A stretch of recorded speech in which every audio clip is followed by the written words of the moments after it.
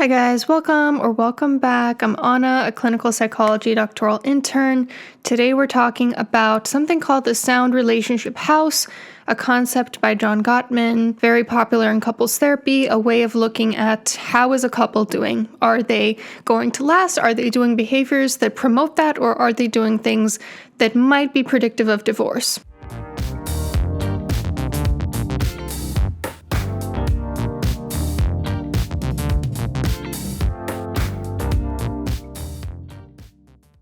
So I will try to find a non-copyrighted image to put on the screen up here.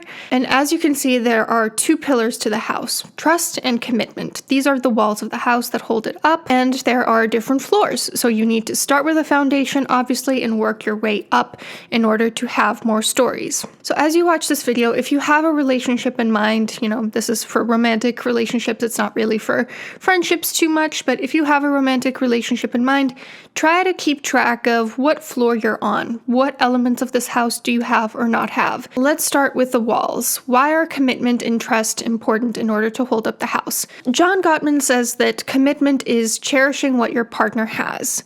And it's really interesting, but a big predictor of a betrayal is comparisons with other people, either imagined or perceived alternatives to your partner. So if you are comparing your relationship to another person's relationship and you're saying, well, my best friend's partner, he did this and that for her, that can be predictive that already you're not cherishing what you have, already you're starting to think about what your partner doesn't stack up on. And trust, I've spoken about on this channel before, of course it is so important to be able to feel secure in a relationship, to feel secure in the knowledge that your partner has your best interests at heart. Because if you're with someone who doesn't have your best interests at heart, either because they're just wishy-washy about it, or because they're actively doing things that do not serve your interests, such as cheating on you, talking about you poorly to their friends, things like that, then you cannot sustain the house. It is going to crumble. If you don't have trust, frankly, you don't have anything. And then this isn't really apparent in the house diagram itself, but there are sort of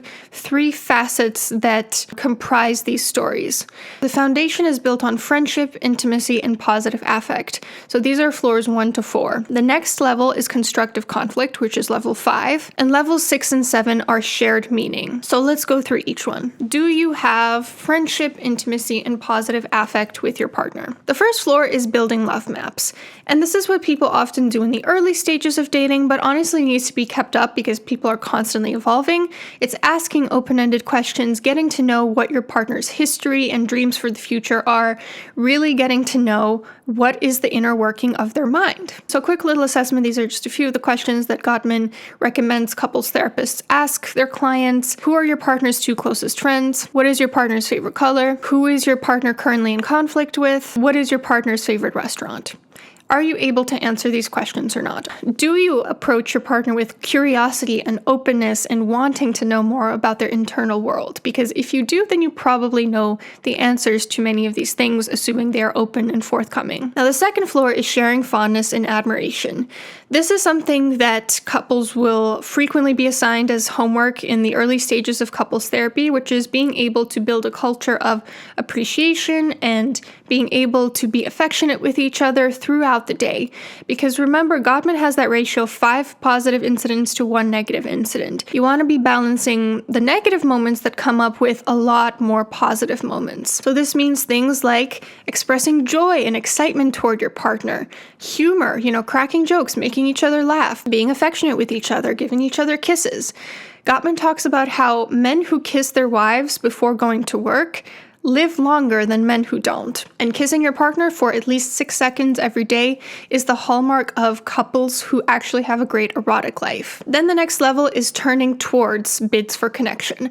I actually do have a video on this if you want to go check it out up there, but turning towards means orienting yourself towards your partner when they are speaking to you, trying to get your attention towards something, when they are trying to connect with you about something, reciprocating that and engaging with it as opposed to turning away or being kind of half-assed about it, enthusiastically wanting to engage with them, wanting to connect with them when those little moments pop up day to day. And then the last level in this first facet of building friendship and positive affect and all that is the positive perspective.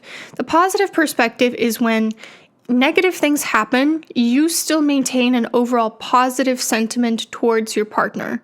This is in contrast with what's called a negative sentiment override, which is when no matter how many good things your partner does, it's never enough because there's always something negative that you are focused on. The big picture is overall negative towards them. Your partner didn't feed the cat this morning?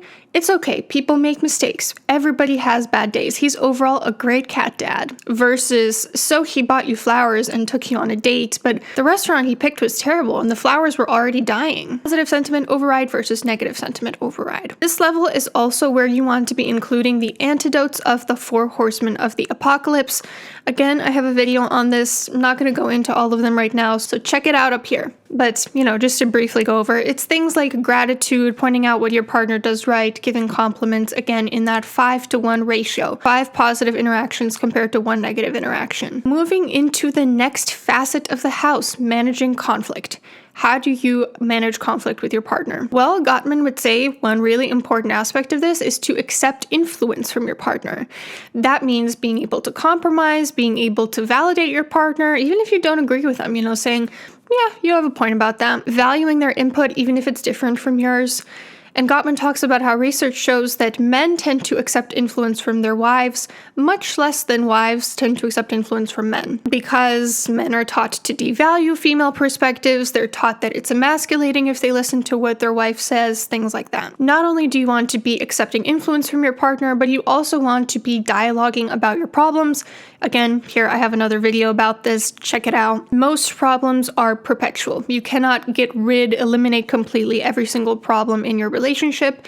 You have to find a way to dialogue about them and to act as a team against those problems. And you also want to be softening the way that you talk about problems. You can come in hot, in which case the conversation is probably not going to be very positive, or you can start it gently. And another really important component of managing conflict is being able to self-soothe. This is important because when couples get flooded, when physiologically their body is haywire, they are not able to engage anymore. They emotionally disengage from their partner, which leads to things like stonewalling and even worse, arguments. So you want to, when you're noticing yourself getting heated, be able to soothe yourself, to do things like progressive muscle relaxation, deep breathing, going for a walk, taking a cold shower, whatever helps you decompress. And lastly, moving up to the last facet of the sound relationship house, shared meaning. This is where we get a little bit more existential. The second to highest floor in the house is making your partner's life dreams come true. So first of all, you have to know what your partner's life dreams are, remember from those love maps, which are the foundation.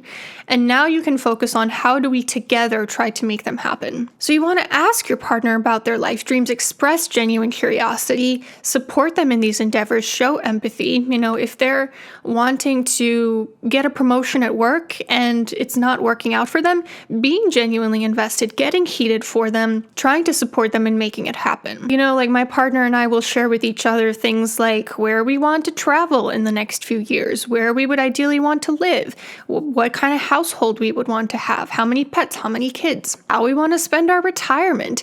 We talk about these dreams that we both have and we share them with each other and we make them our dreams. And lastly, the top floor of the house is create shared meaning. This looks like building rituals of connection. So being able to have certain days in the year or the month where it's something special. You do certain rituals that get you closer to connection.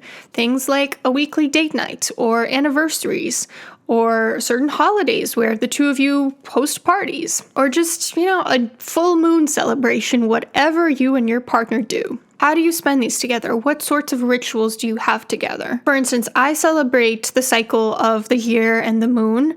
And so on certain special days like equinoxes and solstices, when we used to live closer to friends, because we don't have such a large friend group where we are now, I would throw these parties, like spring equinox party, Beltane party. And he would obviously join me in that. And he would also dress accordingly and, take part in all the festivities and all that stuff. And you want to also be finding shared meaning in your life together, which basically looks like discussing morals, values, the vision you have for your future legacy, being on the same page. Because as we know from research, having shared values is way more important than anything else. You don't have to be same race, same religion, same nothing. If you have shared values, that is what's most important. So talk with each other about your values and moreover find those commonalities and be flexible to grow together. You know what I'm going to ask now? Are you and your partner on the same page when it comes to this? After you've seen the whole house, where do you and your partner lie? Are you near the bottom? Are you near the top? Do you have those two pillars that are holding up the house? Do you have that foundation of friendship and intimacy and positive affect? Do you constructively handle conflict? Do you find shared meaning in your lives together? Why or why not? If you want to see more content like this, feel free to check out my channel, hit subscribe if you haven't already, and I will see you next week.